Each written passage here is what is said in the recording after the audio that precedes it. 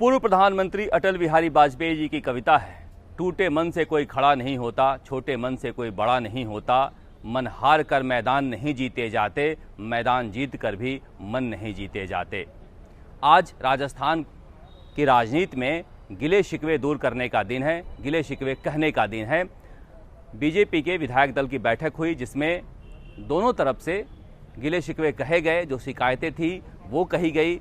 दोनों पक्ष ने अपनी अपनी बातें रखी। वसुंधरा राजे इस मीटिंग में भाग लेने के लिए आई। उधर जहां घर में महाभारत हो रही है, वहां पर महाभारत को दूर करने के लिए कांग्रेस के संगठन महासचिव केसी वेणुगोपाल बनकर पहुंचे हैं और जो अशोक गहलोत समर्थक विधायक हैं, उन समर्थक विधायकों से बातचीत कर रहे हैं। वो समझा रहे हैं कि नफरत बांटने से बढ़ती है, प्यार बांटने से बढ़ता है और झगड़े का कोई अंत नहीं है। इसलिए साथ बैठकर 5 साल तक सरकार चलाने की कैसी व्यवस्था हो, इस पर चर्चा होनी चाहिए और जो कुछ उनकी मांगे हैं वो कांग्रेस आलाकमान के पास बताई जाएगी।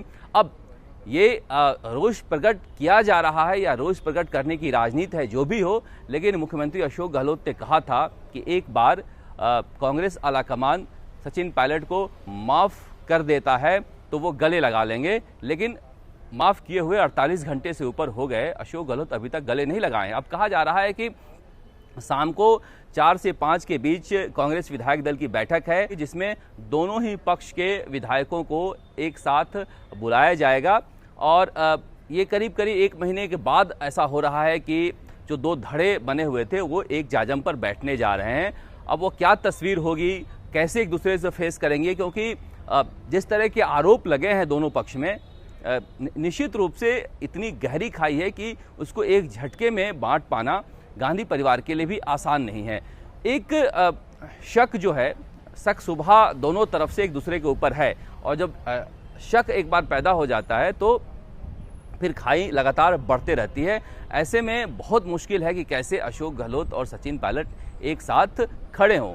अब वही बात है कि क्या छोटे मन से मिलते हैं, बड़े मन से मिलते हैं, टूटे मन से मिलते हैं या जोड़ने के मन से मिलते हैं, मैदान जीतने के लिए मन को बड़ा करते हैं। ये सारी बातें आज जो बीजेपी की विधायक दल की बैठक हो रही है वहाँ पर भी है और जो कांग्रेस विधायक दल की बैठक होने जा रही है वहाँ पर भी है। अब कहा जा रहा है कि पूरी लड़ाई में अशोक गहलोत तो मैन ऑफ द मैच हैं और वसुंधरा राजे तो मैन ऑफ द सीरीज बनकर उभरी हैं।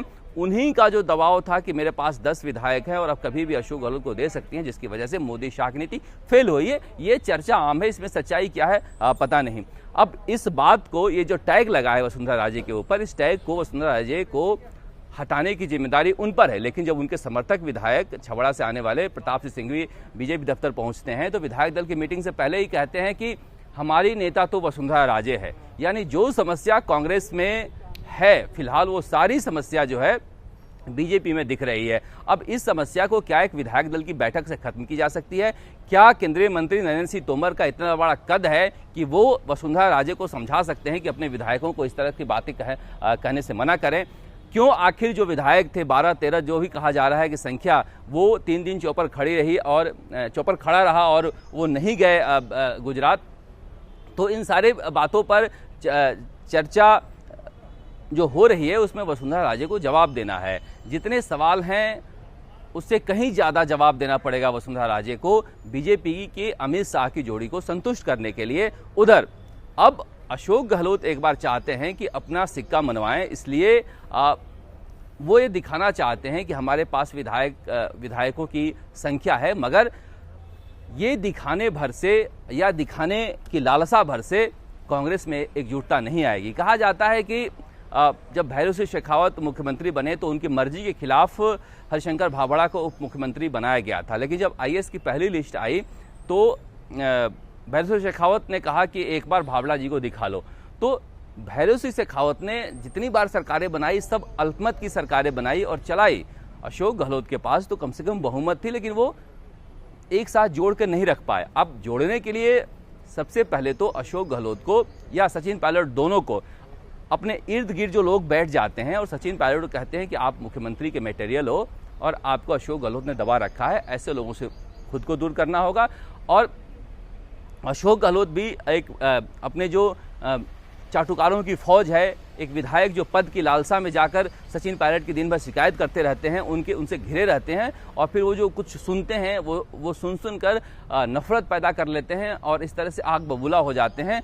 उन सारी परिस्थितियों को दूर करना होगा अगर वाकई में गहलोत गुट और पायलट गुट को खत्म कर कांग्रेस को एक गुट बनाना है तो। मगर राजनीति में सत्य न शिव होता है न सुंदर होता है।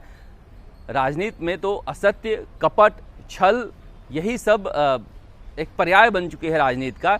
ऐसे में ये कहा नहीं जा सकता कि जो आंखों से दिखाई दे रही है वो सभी कुछ सच है।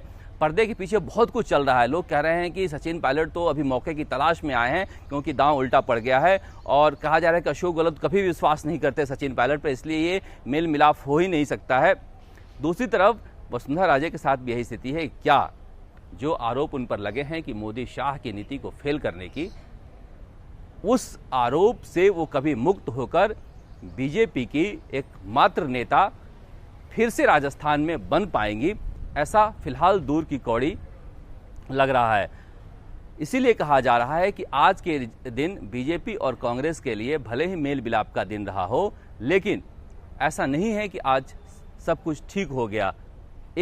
दोनों ही दल में एक जो अंदर खाने लड़ाई चल रही है, उस लड़ाई का एक इंटरवल है। दोनों ही दलों की पिक्चर अभी बाकी है। राजस्थान तक के लिए कैमरामैन निखिल शर्मा के साथ शरद कुमार, जयपुर से।